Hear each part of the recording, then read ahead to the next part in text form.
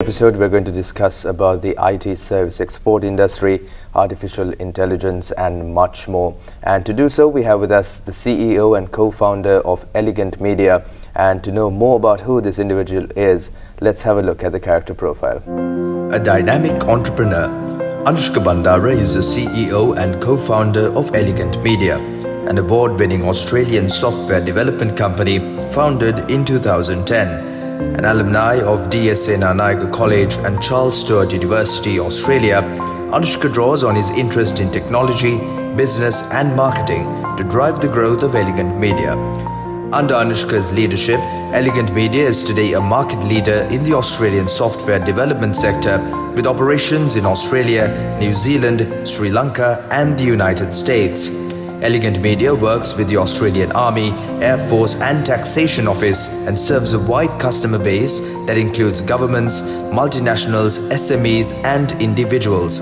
Anushka is also the CEO of dreamjobs.lk, one of Sri Lanka's largest online recruitment platforms.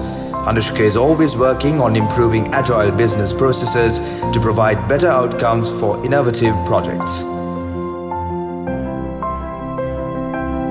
Good evening, Mr. Anushka, and it's nice to have you back after almost 1 year. Yeah, great to be on your show, Prashant. Okay, now to start off, let's talk about the present situation of the IT service export industry in Sri Lanka and the progress since we last spoke on Business Today. Yeah, so look, so what I have noticed, the Sri Lankan economy is bouncing back, and so that's a good sign. And so when we were talking 1 year ago, so we were in a huge crisis. So there's no power, no fuel, and so a lot of problems there. So now the economy is bouncing back, and so I can see especially like a export market is started to grow in like since late last year. So things are moving all right at this stage, but there's nothing to celebrate for now. Mm-hmm. So I think we are heading in the right direction for now. Okay. And what are the future requirements of the IT service export industry, and are we prepared to face them? Especially like what I always talking about, the education is key. So the IT education is trending now. So that's another good sign. So a lot of students just after their A-levels, so they are moving forward to study IT. Mm-hmm. So that's a good sign. And also like the people started to follow the professional courses. It will help for them to like get their job rather study a traditional path of like outdated technology. So especially like the world is moving forward with like a latest technology. We will talk about like more in what I said, AI, machine learning. So that sort of things are trend now. So our labor market, our professional market has to be ready for that. So yeah, that's a good sign. So even so the government is like providing some sort of initiatives now. So I have seen recently government introduce a loan for the student for their high study. Okay. 1.1 million loan, so they can take the loan and choose the university or the degree they wanted to follow and get their qualification rather. Like there's only limited chance for the if anyone wanted to study in a government uni. Mm-hmm. Okay. Now, ChatGPT and artificial intelligence are some of the trending topics which are being spoken about nowadays. Now, before we talk about the impact, in case there's I really doubt it, but in case there's someone who does not know exactly what ChatGPT is, can you just give us a brief introduction? Yes, ChatGPT is a platform that's founded by the company called OpenAI. Mm-hmm. So OpenAI okay. by world richest person. He's a part of the founding members, okay. Elon Musk, and there's about another 3 people that found the company. So it's a foundation, it's a not-for-profit foundation. What OpenAI intention is to accelerate the machine learning, artificial intelligence, use that for people to do their day-to-day things and advance the mankind. Right. So ChatGPT is a machine So rather, if you compare to Google search engine, so you search, you ask question, so then Google is kind of a library. Okay. So they found the results within their library. But ChatGPT, rather like it's cut down that library part. People don't have to pick and choose what resources they're going to use to find the answer. So ChatGPT itself give you the answer. Okay. So it can write an articles. So if you don't know to do something, you can question on ChatGPT and asking how to do this task. Right. So they give you a direct answer. So that answer is provided by a machine. So they match what's the exact answer, what's the most suitable answer. And also like in long run, like when people search in same thing again and again, it will understand, so this article is more useful, this is the right answer. So then it's more often, it's more likely to show you that answer. So ChatGPT is like a machine, so rather it cut down that library part, what you have to do when you're searching on Google, so it's give you the direct answer. Okay. And what's that impact on the local IT service export industry? Look, so people scared when the new technologies comes.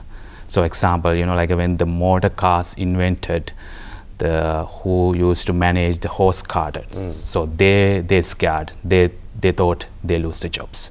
But it created like a new jobs like automotive mechanics. So it's the same thing. So right. ChatGPT and this OpenAI revolution is like a once in a generation opportunity. Okay. So when we started .com in early 2000, so this is after 20 years, this is a new opportunity. So it can cut down most of non-important tasks a human can do. So it will leave like a machine to do those tasks. And so, but still human needed to program the machines and those creative things. So it is an example like a Stack Overflow. So that's a platform the programmers using when they are coding. Right. So now like with OpenAI, so you can cut down the programming time by 80%. And so, but still human required for remaining 20%. Okay. So example, like if you wanted to write an article with ChatGPT, it will give you an article. So, but you need to customize that's based on your company, your audience, and for the current trend. So then you still need to go through with it. Okay. So yeah, that's the use of it. Right. And what is your opinion on the brain drain Sri Lanka is facing right now and the current migration patterns? It's a challenge. It's a challenge because who doesn't want to go somewhere like when we see the situation mid last year. So everyone wanted to go somewhere. So because higher salary and better lifestyle. So the brain drain is like a biggest issue in Sri Lanka, even in India. So when you're talking about the stats, so in 2017 it is about 4.1 professional migrated into state of Foreign Employment Bureau. So right. But when it comes to now it is 7.6. So that's the professionals, more professional have higher intention to migrate somewhere now. And even like one of the good things like non-skilled workers, it's downfall now. So the skilled workforce like more like they are trying to migrate for a labor market or the professional market. So that's a big issue. But look, what I see like industries like IT, if you can work here, you can work from here, and if you get like a decent, if you can earn better, so right. there's no such intention why you wanted like migrate to another country because of you don't have a job opportunity here. So yeah. Right. And what opportunities has the economic global slowdown presented to Sri Lanka, especially in the IT service export industry? Especially during the pandemic, the IT industry is booming, so it is boosted, and the industry was growing really well. But so start of the since mid 22, so the IT companies, the biggest companies like Amazon, Microsoft, Google, Facebook, they started to lay over their staff. Okay. So because they have hired more than what they required because the boom in industry during COVID pandemic. So that impact also in here as well in Sri Lanka. So there was a huge demand for the IT staff, IT professionals in Sri Lanka during pandemic. I don't say like demand has lost, but demand still there, but it has been slowed down a little bit. But look, so we still like a better situation than 2019. So which means the growth is there. So I'm talking about that artificial growth which is happened during pandemic has been wiped off now. Okay. Now, as a CEO, as a business person, I think it's right to ask you, what do you think are some of the challenges of doing business here in Sri Lanka, and how important is resilience and readiness? The biggest challenge is sorted now because the power and especially electricity, fuel, and those basic infrastructure required by the government. So the other challenge is like a skilled workforce. So that's the biggest challenge. So which means you can say you have got a bigger pool of human resources in Sri Lanka. So there's a number of people looking for the job. But the problem is, do they have required skill set? So are they updated? So are they job ready? So some people in their late 30s or early 40s, they completely stop learning. So that's no good, because industries are changing rapidly. The technology is changing, like with AI, machine learning, ChatGPT, all those sort of things. So the industry going to be reshaped. So what I can see is the updated workforce is the real challenge for now in Sri Lanka. So if we can like find an answer, if we can like push forward for the mature workforce to retrain for the latest technology, like in Australia. So the government provide funding for the people in mid-career for come to a digital workforce, so to study technology. So if we can have like some sort of initiatives like that to retrain, be updated, so that will be great. Okay. And another question I have is, a lot of people in Sri Lanka who migrate to different countries, some of them end up doing odd jobs and, you know, just staying almost stagnant in the same place for a long time. But you co-founded a company and you're currently the CEO of Elegant Media. How was it starting your own business in a foreign country? How has that experience been? Yes, talking about like people find their own jobs, and some people like to stay in those jobs because they become comfortable, and so they don't want to like take a challenge. So I haven't worked anywhere, so I haven't been employed in a proper job. So I have done odd jobs while I was studying. So I always like to see a challenge. So I don't want to like just do the same thing and again and again. So that's drive me to become an entrepreneur and found a company. Right. So you know, like what's the point of life? It's like if you wake up in the morning, if that doesn't excite you what you are doing, so then what's the point? So you need to like find, I don't say like everyone has to be an entrepreneur, but you need to do something better. You need to do a challenging stuff. You need to do a new thing. So if you do like a 9-to-5 job, if you like doing the same thing every day, so it doesn't excite you. So then eventually like you will lose your interest, even you will lose your interest in your life. Yeah. So what I say, like live the life you love, and love the life you live. So to have that concept, so you need to do like something excited and taking your contribution to the country, or your contribution to the mankind is really important. Right. And well, that was fabulous advice as well. Now, when it comes to your experience in Australia, how have the positives and negatives been when it comes to the privatization of state-run entities? Privatization is a great thing, but under the control of the government. So some of the world largest organizations, they are the government-run entities, but the government doesn't want to give taxpayers money to run those companies. So that's the issue.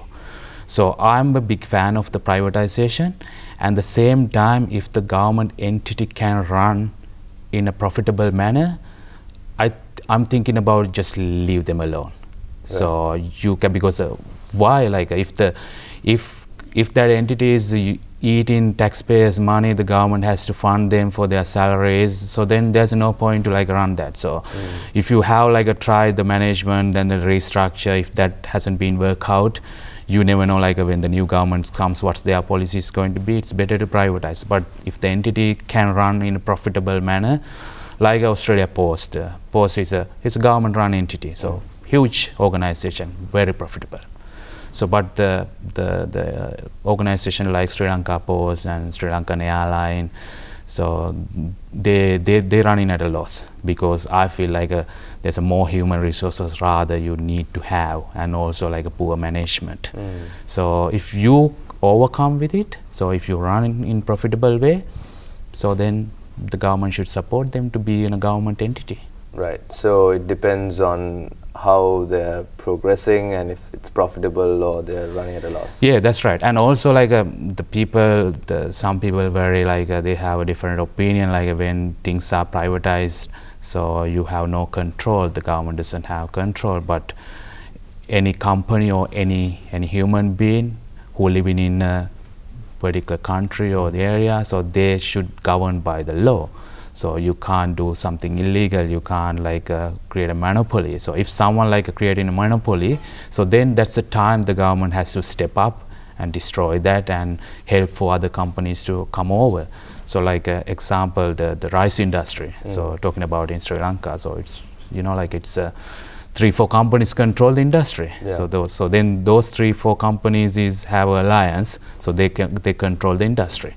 So what government can do is like help for like a small operators to overcome and have like a big percentage in the market share to, so that's the support should require from the government. Okay.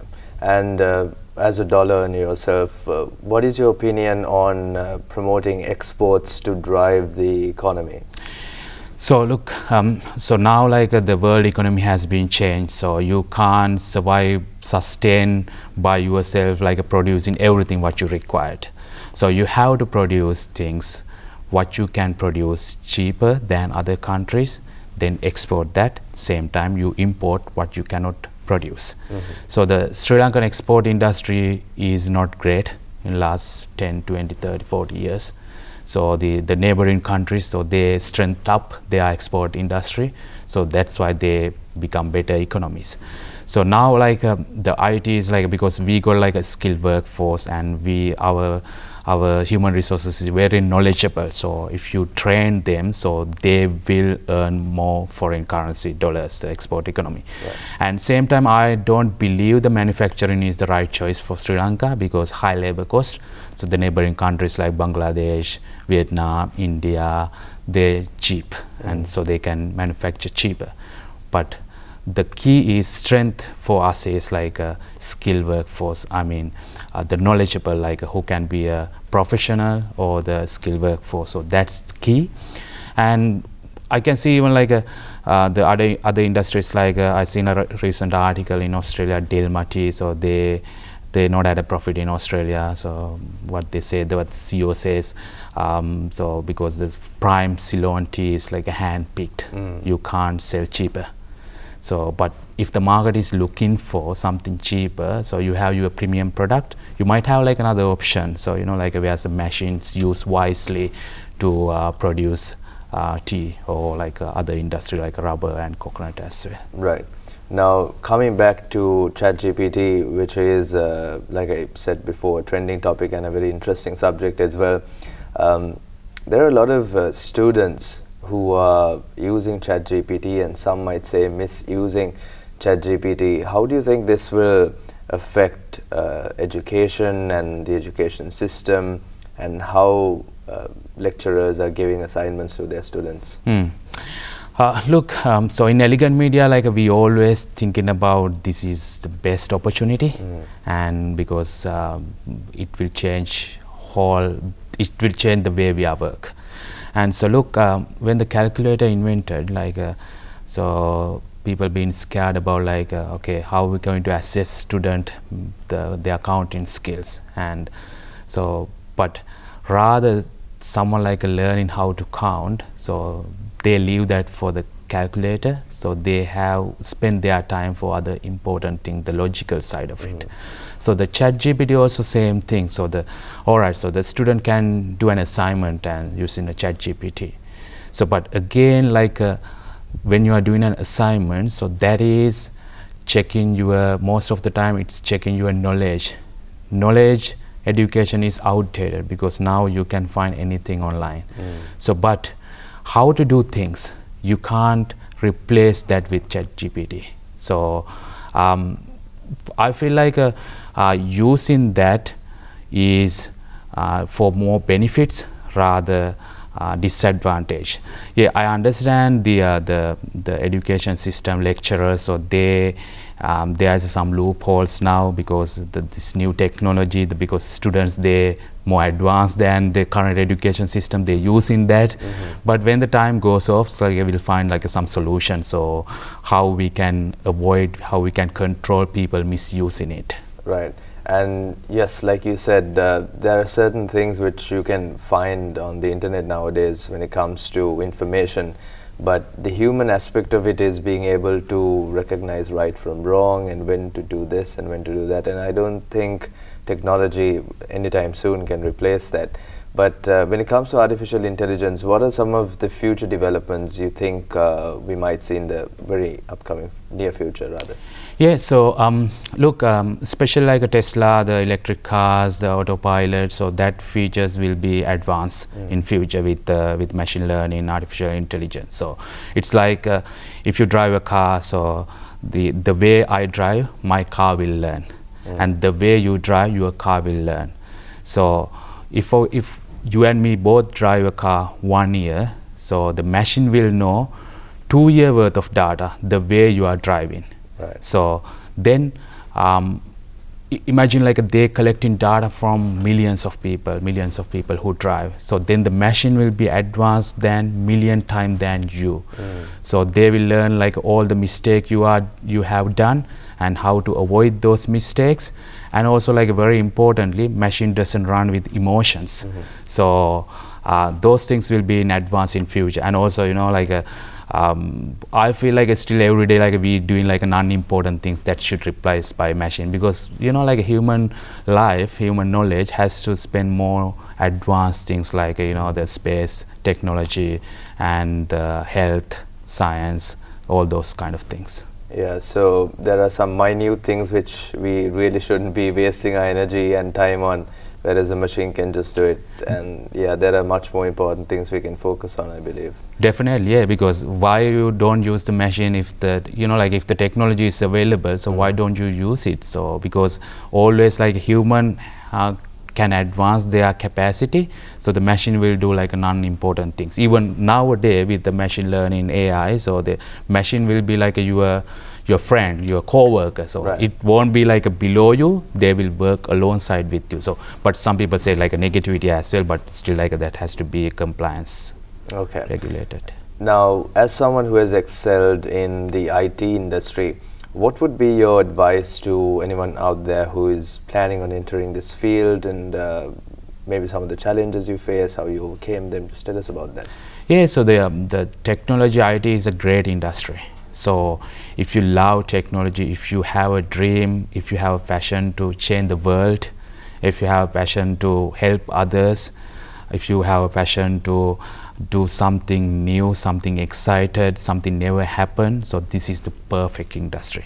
So I don't say IT is like in a like a one standalone industry, it's a part of the technology. So and also like there's a huge opportunity for earning as well, because the technology skill workforce is high demand in all around the globe, so you're never going to be disappointed. And not only that, so once you are in the industry, so you won't get bored, so you can update and every day, and not like compared to like a traditional industry. So yeah, so I really encourage like students, or if you're passionate about that, if you love to like work in like excited industry, if you love to like wake up every day and doing something new, this is a perfect opportunity. Okay, and when it comes to stereotypical jobs which are considered high earning jobs, usually doctors, lawyers, engineers, etc., do you think that IT and software engineers and people in those professions and occupations, do you think they'll top the list at any given point? Still, like in our culture in Sri Lanka, so the doctors, lawyers, and even IT professionals are also engineers as well. So they are in like a very prestige level. So right. Talking about that. So, but in the same time, IT is also software engineers. So I believe they have to be in that top tier as well. So some of the IT professionals, they already earning more than those professions you mentioned. Right. But the key aspect is not like other industries. So IT, it's like a continuous growth. So you won't become a champion so in 1 or 2 years. So it's a journey. So you started as an intern, you step up in your level with your experience and knowledge. So by the time when you are 10-year plus experience, you are definitely in top tier of professionals in the country. Okay. And as a CEO, as a co-founder, someone who started their business outside of Sri Lanka as well, which I'm sure poses a big challenge, what would be your advice to the aspiring entrepreneurs and the businessmen listening out there? Resilience is very important, because you will have more dips than ups. So you have to know how to survive in the downfall, and never lose your interest. If you don't have interest, if you don't have passion, so then you can't reach to where you wanted to go. So celebrate your success and try to be survive, and not even try, you must survive, and be resilient at the dips. And so because the situations, economic situation or the industry situation, nothing permanent. Even when things are great, it's not permanent. When things are not doing great, it's not permanent as well. Same thing like a COVID, it's not permanent. So you had some downfall in some industry. Those industries came back, like travel and tourism. Yeah, so that's highly, if you have passion, and if you can survive, if you have a resilient skills, so then definitely. So that's key to be an entrepreneur and founder for a company. Right, that's great advice. Now, before we wrap up, along the same lines of the previous question, I'd like to ask you, what would be one of the biggest challenges you faced, which you think a lot of people might be facing, and what would be your number one tip or advice to overcome that particular challenge? You mean in the industry or the when it comes to becoming a top personality in any industry? Yeah. You can take an example from your industry. Yeah, so the biggest challenge you facing is that the financial challenges, the cash flow issues. So if you are running a company, so your product might be like a hot cake for some time. If your customers stop buying that, you need to reinvent it. So that's the key. And also introducing other product or service that going along with your key product. Right. That's important too. And also listen to your customers. So what's your customers require and what's the market require. And also early adoption is very important. So that's what I said earlier, this OpenAI revolution is once a lifestyle opportunity. So if you are early adopter, if you can grab the opportunity now, so you can run a marathon. Right. Well, thank you so much. That was Anushka Bandara, the CEO and co-founder of Elegant Media. Thank you so much for being with us this evening. Thanks a lot, Prashant.